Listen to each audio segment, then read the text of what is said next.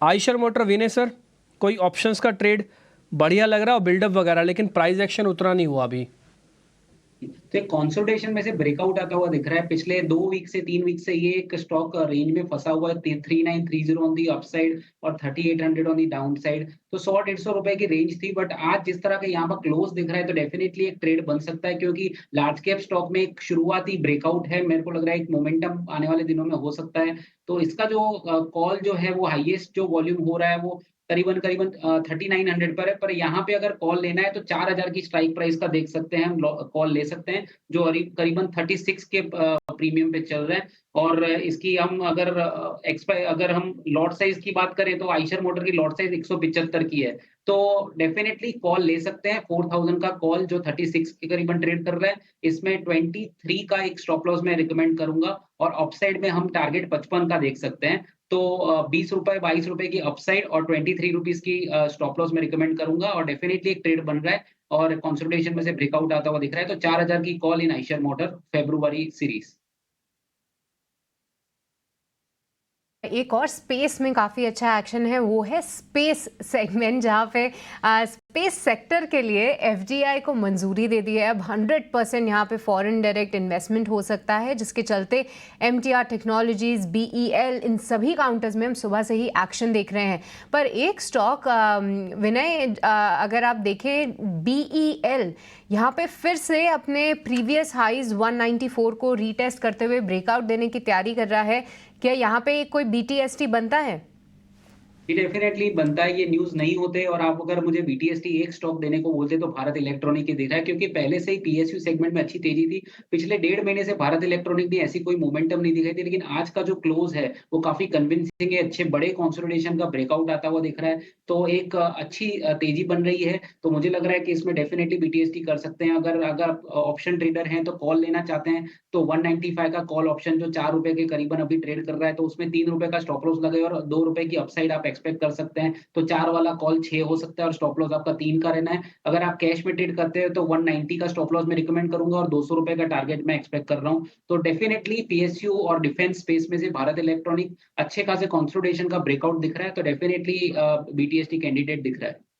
तो बीटीएसटी के लिए एक और आइडिया आपके लिए, भारत इलेक्ट्रॉनिक्स पर आज देखिए अक्षय, जितने भी पीएसयू नाम हैं वो फिर से एक बार रिटर्न ले रहे हैं, जैसे कि बीएचईएल, जहां पे कल एक अच्छी गिरावट थी, आज एक रीबाउंड दिखा रहा है। पर कोल इंडिया, जब एक नेगेटिव खबर आई थी, हमने अपने दर्शकों के लिए इस पे टेक्निकल टेक भी लिया था और वैशाली बारिक थे हमारे साथ। उन्होंने बोला था कि ये स्टॉक 430 तक भी जा सकता है, वहां पे हो सके तो सपोर्ट लेगा और फिर शायद एक री एंट्री के मौके मिले। आज एग्जैक्टली 19 स्तरों के आसपास अक्षय एक रीबाउंड दिखा रहा है। कितना भरोसा किया जाए इस 3% की तेजी पे, और क्या यहाँ पे कोई ट्रेड लेना चाहिए या बच के चले इससे? जी, कोल इंडिया जिस स्तर से आज घुमा है, बहुत ही अहम सपोर्ट एरिया है 430, काफी मूविंग एवरेजेस का कन्वर्जेंस है। अब देखिए तो प्रायर स्विंग लो भी 430 के करीब था, तो बहुत सारे सपोर्ट का मिलाप है और वही एरिया से अच्छी तरह से डे ट्रेडिंग में उछला है। तो बिल्कुल बीटीएसटी कैंडिडेट होगा या आप बाय करने की सोच सकते हैं। अगर यहाँ से रिकवर हो जाए तो वापस ऑल द वे टिल 490 तक ऊपर जाने की क्षमता रखता है, क्योंकि ट्रेंड अभी भी पॉजिटिव है। 430 ट्रेंड डिसाइडिंग पॉइंट है, तो आप अपना स्टॉप लॉस 428 तक रखे और फिलहाल एक थोड़ा कंजर्वेटिव टारगेट 470 तक बना के चले, तो बाय करने की राय रहेगी कोल इंडिया में।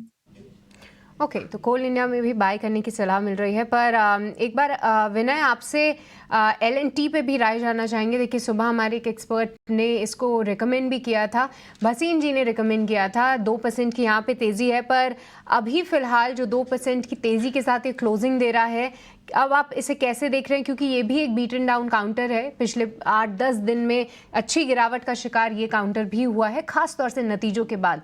पर इस मूव को कैसे देखा जाए?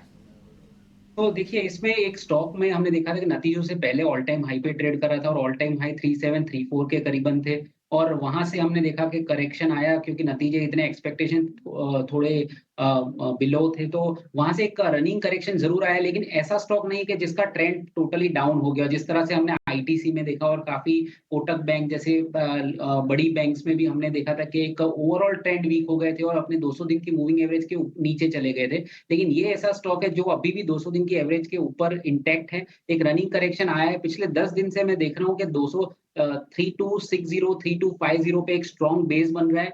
वो लेवल एक बेस बना के उसको ट्राई कर रहा है, अटेम्प्ट कर रहा है। तो आज के दिन में हमने 2% की बढ़त देखी है। डेफिनिटली एक सपोर्ट से हम बाउंस होते हुए देख रहे हैं, तो एक रिकवरी का कैंडिडेट डेफिनिटली बन सकता है। ऊपर की ओर मेरे को 3500 के करीबन का रेजिस्टेंस दिख रहा है, वहां तक की एक पुल बैक रैली डेफिनिटली हम एक्सपेक्ट कर सकते हैं। और एबीबी, भेल, सीमेंस, इनमें तो पूरा कैपिटल गुड्स के जो सेक्टर्स के स्टॉक्स हैं, उनमें अच्छी खासी रैली है, तो सेक्टर का सपोर्ट है। एक लार्सन एक कैपिटल गुड्स स्टॉक है और उसमें आज अच्छा क्लोज आ रहा है। तो मुझे लग रहा है कि 3260 के स्टॉप लॉस से हम इसमें लॉन्ग रह सकते हैं और 3500 3525 के रेजिस्टेंस इमीडिएटली आ सकते हैं। तो एक pull back rally definitely possible लग रही है in stock like L&T.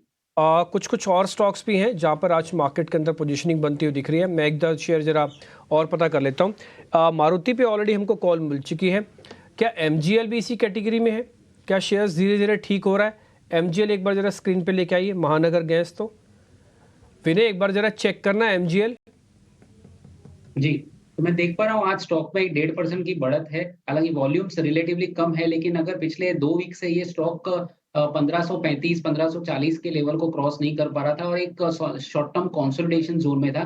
Primary trend up है, स्टॉक अपने 52 week high, all time high के करीबन ही है। तो एक कंसोलिडेशन में से ब्रेकआउट देने के on the verge of giving breakout है। तो मुझे लग रहा है कि ये जैसे ही 1535 1540 के लेवल क्रॉस करता है, तो इसमें एक फ्रेश ब्रेकआउट आएगा। It is one of the out performer stock. और मुझे लग रहा है कि जो लॉन्ग पोजीशन में जो स्टॉप लॉस होना चाहिए वो 1486 का होना चाहिए, जो पिछले 5 दिन का लोएस्ट लो है। तो 1486 के स्टॉप लॉस से लॉन्ग पोजीशन बनाए रखनी चाहिए और फ्रेश जो लॉन्ग लेने हैं वो 1540 के ऊपर आप बना सकते हैं। और बाद में हम वो क्रॉस करता है तो 4 से 5% की बढ़त शॉर्ट टर्म में ही देख सकते हैं। तो बायस पॉजिटिव है और 1486 के ट्रेडिंग स्टॉप लॉस से आप पोजीशन होल्ड कर सकते हैं।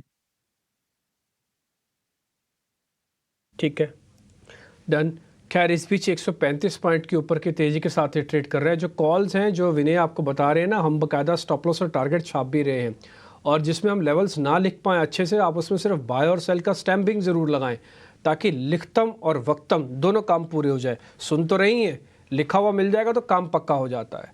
ठीक है जी, आगे बढ़ें। एक शेयर मैं आपको नोटिस करवाना चाहता हूं बस में, वो है येस बैंक। आज बहुत बढ़िया फिर से मोमेंटम इसके अंदर जनरेट होता दिख रहा है। आप एक अच्छा HDFC को छोड़कर अब आप कोई भी बैंक फायर करोगे ना तो आपको ज़रा सिचुएशन अच्छी दिखेगी। येस बैंक दिखाओ एक बार, कैनरा बैंक दिखाओ एक बार, आप कैनरा बैंक भी दिखाओ एक बार, आप दिखाओ ICICI बैंक एक बार, HDFC को छोड़ के, और सारे बैंक दिखाओगे आपको सारे बैंक ठीक दिखेंगे। ICICI बैंक दिखाओ एक बार, कैनरा बैंक दिखाओ एक बार, ठीक, साथ ही दिखाओ एक बार एक्सिस बैंक भी दिखा दो, चलो लगे हाथ, इंडसन भी दिखा दो आप। ज़्यादातर बैंकों का पैटर्न ठीक है HDFC को छोड़ के, और वेटेज वाली जगह से थोड़ा आपको डिस्टर्ब कर रहा है। अक्षय, ये HDFC को छोड़ के दूसरे बैंकों में थोड़ी पोजीशंस ले लें क्या ऑप्शंस की? ऑप्शंस में आप पोजीशन बनाना चाहे तो ICICI बैंक सही रहेगा। 1060 का करंट मार्केट प्राइस है, तो ICICI बैंक का आप at the money call buy करके चले, क्योंकि आपको ये ट्रेड कल के लिए बनानी है। इसके बाद 2 दिन का टाइम वैल्यू लॉस का रिस्क रहेगा। तो ये ट्रेड BTST के नजरिए से अगर आप लेके जा रहे हो तो 1060 का करीबन 11 रुपए के आसपास इसका प्रीमियम कोट हो रहा है। तो कल अगर ऊपर खुल के अगर करीबन 1075 या 1080 तक भी छू जाए तो आपको इसमें आराम से 7 to 8 रुपीस का प्रीमियम का बढ़त मिल सकता है। तो at the money strike buy करने की राय रहेगी ICICI bank. Bank at the money strike आप बाय कर सकते हैं, यहाँ पे पॉजिटिव नज़रिया है। पर अक्षय, एक और काउंटर जिस पे आपसे राय चाहिए वो है वोडाफोन आइडिया। देखिए आज पूरी हमारी नज़र थी कि ग्रासिम के फर्स्ट प्लांट पेंट प्लांट का जो उद्घाटन किया गया, उससे जुड़े आदित्य बिरला ग्रुप से जुड़े अन्य काउंटर्स पे भी हम सुबह भी चर्चा कर रहे थे कि वोडाफोन आइडिया ले लीजिए, हिंडाल को ले लीजिए, इन पे एक्शन की उम्मीद रहेगी और कमेंट्री अगर कुछ आती है तो उस पर नज़र रहेगी। पर Vodafone idea exactly 20 day moving average से ये बाउंस करने की कोशिश कर रहा है, 5 से 6% की तेज़ी है। क्या यहाँ पे कोई ट्रेड बनता है? कैसे देख रहे हैं आप इसको चार्ट पे? जी सृष्टि जी, वोडाफोन आइडिया तो रिटेल काउंटर बहुत ही फेवरेट काउंटर है रिटेल वालों का। और यहाँ पे आप अगर देखें तो आज जिस तरीके से डे ट्रेडिंग में उछाल मिला है, जो भी मूविंग एवरेजेस है शॉर्ट टर्म वहीं से आपको उछाल मिला है, तो एक पॉजिटिव चार्ट स्ट्रक्चर है। ट्रेडिंग के नजरिए से देखे तो रिसेंट स्विंग हाई था वो आपके टारगेट बनेंगे करीबन 17.5 से 18, बेस बन रहा है 15 का। मैं कहूंगा इसे आप होल्ड करें, थोड़ा लंबा नजरिया बनाए 2 से 3 महीने का। मैं इसके टारगेट 25 तक बना के चल रहा हूँ, तो 25 के टारगेट के लिए मैं बुलिश रहूंगा। जाऊंगा with stop loss of 14। Trading करना चाहें आप तो आपका टारगेट बनेगा 18.5 का।